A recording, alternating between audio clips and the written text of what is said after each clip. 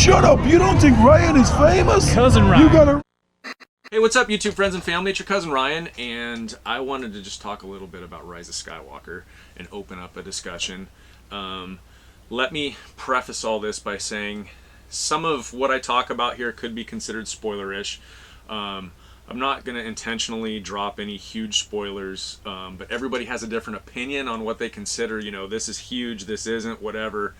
But I'm just going to say nothing is off the table in this discussion, so if you're avoiding every little ounce of spoiler that you can, then come back and talk to me after you've seen Rise of Skywalker. Like I said, I don't want to intentionally spoil anything here, but I'm going to talk about some things that happened in the movie, so again, ye be warned. I've seen it twice now. We went on opening night. A bunch of us that go see movies together all the time went. It was a lot of fun. I enjoyed it during the first viewing, but I left the theater feeling like throughout the movie I didn't really care what happened to the characters. I didn't feel like I had this investment in what was going on, and I think that stems from the lack of cohesiveness over this trilogy. It felt like Episode 7, The Force Awakens, and Episode 9, Rise of Skywalker, were connected. It made The Last Jedi, Episode 8, feel, I don't want to say irrelevant, but unnecessary, maybe. Like, these two movies, these two bookends felt very much connected, with the one in the middle being unsignificant. Again, my opinion. And I ultimately felt like while watching Episode 9, we missed something. Something was missing in between it and Episode 7, if that makes sense. Like, I watched it thinking, oh darn, I missed the second movie. It felt very much connected to The Force Awakens while ignoring a lot of what went on in The Last Jedi. And I think that was a result of there not being a clear, like, vision, you know. It was a result of passing it off to Rian Johnson, and then, oh, hey, wait a minute, let's pass it back to J.J. Abrams. The opening crawl in this one was probably my least favorite. It kind of felt like, I mean, I know all the crawls are a little bit of a summary of what's gone on since the last movie, but this felt like a little bit pieced together with, hey, this is what should have happened in the previous movie. But overall, I did like Rise of Skywalker. We went and saw it a second time, I don't know, a week or two later, in IMAX 3D, which I'm pretty skeptical when it comes to 3D, so I wasn't impressed by this. And the IMAX was kind of just a big screen.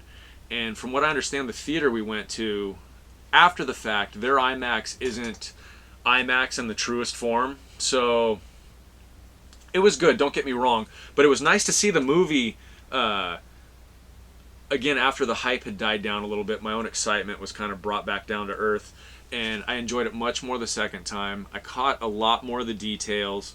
There were some things that I didn't care for, like as far as the storytelling goes, and which, by the way, Uncle Joel has started his own channel called Pen and Reel, and he talks about a lot of movies and proposed ideas more from a writer's perspective rather than just the average fan. So I'm going to go link his channel down in the description so you can check that out if you want, because I'm going to steal some of his ideas right here, because I very much agreed with what he said in regards to sort of the improvisational nature of this last Star Wars trilogy.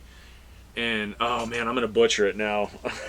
He said something in regards to, like, the rule of improv is you establish something, and these are his words, so Joel, I'm not going to plagiarize you. I'm going to give you full credit, and I'm going to link your particular video down in the description as well. I don't want to be accused of stealing ideas here, but what was it?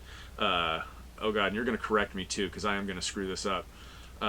Improv, like saying, here's a wizard, and then you say, and he rides a bicycle. Whereas Rian Johnson was, here's your wizard. Was it no? This is what happened. And then Abrams took over and said, well, yes, but if all that makes sense. Joel, you can explain it way better than me, so I suggest watching his video down in the description there. yeah, it just felt super disjointed, and that's my biggest complaint. Like, there wasn't an overall vision for this trilogy. Again, we hadn't heard of Palpatine. All of a sudden, here he is in the first trailer for Rise of Skywalker. Like, there was no lead up to that, really. And it just, yeah, I don't know. I enjoyed it, but again, it would have been so much better had they had an overall vision for this trilogy. And I'm going to leave it at that. That's my biggest criticism, is not about Rise of Skywalker per se, but more so about the overall trilogy not having a clear like vision from start to finish. And one more thing.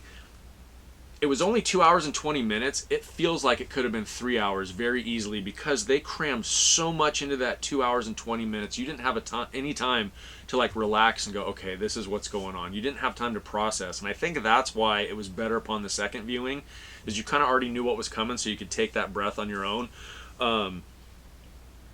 But it very easily could have been stretched out much longer, and I'm a little surprised that they didn't take advantage of that. 2 hours and 20 minutes did feel a little bit short. But, yeah, I think that's it. I don't know. I'm sure once I post this, I'll think, oh yeah, I should have said blah, blah, blah. But as of this moment, that's what I wanted to say about Rise of Skywalker. I'm curious to know what you guys think, if you've seen it. And I guess that's it.